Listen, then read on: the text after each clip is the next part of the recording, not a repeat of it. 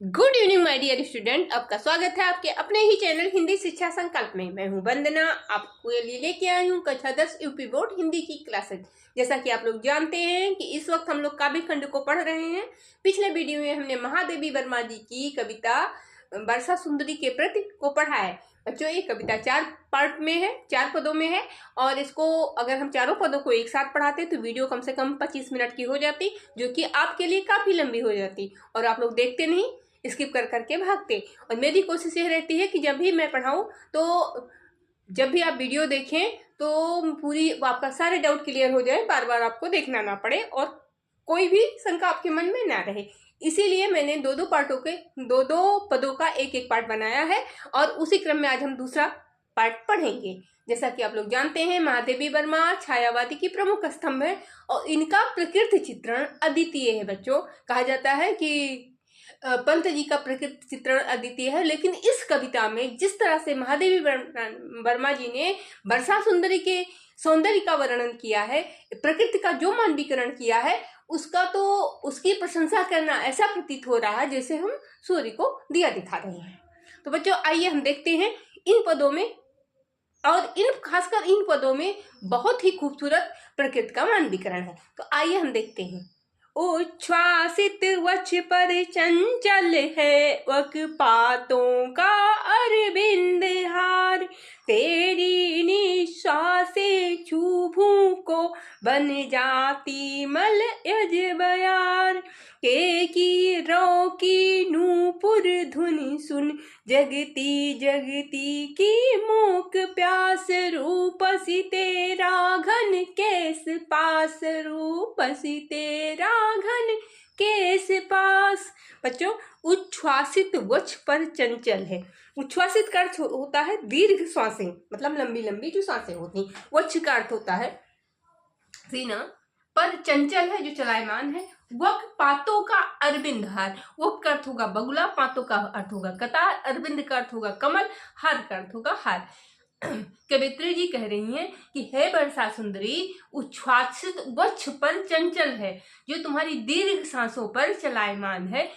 बगुलों की पातों का, जो बगुलों की पातें आप तुम्हारे दीर्घ सांसों वाली वक्ष पर चल रही हैं, वो ऐसे प्रतीत हो रही हैं जैसे बगुलों की पातें ऐसी प्रतीत हो रही हैं जैसे कमल का हार है। तेरी निश्वासे छू भू को बन जाती मलयज बयार। तेरी निश्वासे मतलब तुम्हारी दीर्घ श्वासें जो हैं, छू मतलब छूकर, भू मतलब पृथ्वी को, बन जाती, कैसी बन जाती हैं? मलयज बयार। मलयज का अर्थ होता है चंदन। जो हवा चलती है वो ऐसा लगता है जैसे तुम्हारी सांसें पृथ्वी को छूकर सुगंधित हवा के रूप में चलती हैं। केकी रो की नूपुर ध्वनि सुन। केकी का अर्थ होता है बच्चों मोर, रो का अर्थ होता है आवाज, की मतलब उनकी, नुपुर मतलब घुंघरू, ध्वनि मतलब आवाज, सुनकर जगती जगती जगती। बच्चों, यहाँ पर यमक अलंकार हो जाएगा। एक जगती का अर्थ होगा जागना, दूसरे व्यक्ति का अर्थ होगा पृथ्वी की, मतलब मूक मतलब खामोश, प्यास का अर्थ होगा प्यास, रूप से तेरा घन केस पास, जो बन जा, हाँ, तेरी निश्वासे छू भू को, तेरी जो सांसें हैं वो पृथ्वी को छूती हैं तो ऐसा लग जाता है, जो हवा होती है वो सुगंधित चंदन रूपी बैर बन जाती है। और केकी रो, मोर की जो ध्वनि है वो ऐसा लगता है जैसे घुंघरू,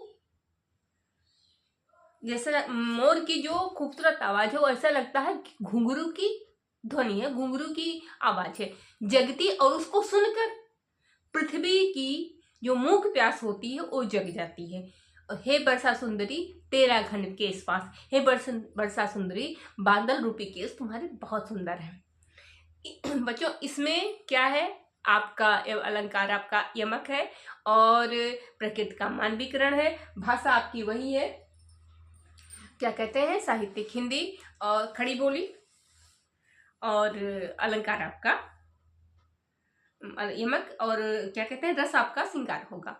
अब देखते हैं नीचे के पदों को। इन स्निग्ध लटों में छा दे तन, पुलकित अंकों में भर विशाल, झुक सस्मित सी शीतल चुंबन से अंकित कर इसका मृदुल भाल। दुलरा देना बहला देना ये तेरा शिशु जग है उदास, रूप तेरा घन केस पास इन स्निग्ध लटों में छा दे तन। हे वर्षा सुंदरी, अपनी स्निग्ध लटों को, अपनी सुंदर चिकनी लटों को, बादल रूपी लटों को छा दे, मतलब फैला दे। पुलकित अंकों में भर विशाल, इस संसार रूपी जगत को अपनी गोद में दे ले। झुक सस्मित शीतल चुंबन में, झुककर मुस्कुराकर अपना शीतल चुंबन से अंकित कर इसका मृदुल भाल, इसके मृदुल भाल पर अपना शीतल चुंबन अंकित कर दो। जैसे एक माँ अपने बच्चे को प्यार से उसके मस्तक पर चुंबन देती है, उसी का यहाँ पर वर्णन हुआ है। दुलरा देना बहला देना, हे वर्षा सुंदरी, दुलरा दो बहला दो ये तेरा शिशु जग है उदास, इस संसार रूपी तुम्हारा बच्चा जो है वो उदास है। हे रूपसी तेरा घन केस पास, हे वर्षा सुंदरी तुम्हारा जो केस है वो बहुत ही सुंदर है। इन स्निग्ध, बच्चों एक बार और देख लो, इन स्निग्ध लटों में छा दे तन, तुम अपनी खूबसूरत लटों को फैला दो, छा दो मतलब फैला दो। पुलकित अंकों में भर विशाल, पुलकित मतलब प्रसन्न होकर, अंक मतलब गोद में, भर मतलब लेना, गोद में भर लेना। झुक सस्मित, झुक कर, सस्मित का मतलब होता है मुस्कुराकर, शीतल चुंबन से अंकित कर इसका मृदुल भाल, एक संसार रूपी जग को अपनी गोद में लेकर अपनी लटों की छाया में छुपा के और उसके मस्तक पर शीतल चुंबन अंकित कर दीजिए। दुलरा दीजिए बहला दीजिए ये तेरा शिशु जग है उदास, गर्मी से ये संसार रूपी जग, ये आपका बच्चा जो है वो उदास है। हे वर्षा सुंदरी, तुम्हारे बालों का जाल जो है वो बहुत ही सुंदर है। तो बच्चों अभी तक तो जो रस था वो श्रृंगार था, यहाँ पर कवयित्री ने वर्षा को माँ के रूप में देखा है और संसार को एक बच्चे के रूप में देखा है। तो चलिए इसके काव्य सौंदर्य को हम देख लेते हैं। तो बच्चों इसमें क्या है कि भाषा आपकी साहित्यिक खड़ी बोली ही रहेगी, शैली आपकी भावात्मक रहेगी, रस आपका श्रृंगार एवं वात्सल्य दोनों रहेगा, गुण आपका माधुर्य हो जाएगा और छंद आपका मुक्त हो जाएगा, अलंकार रूपक और मानवीकरण दोनों रहेगा।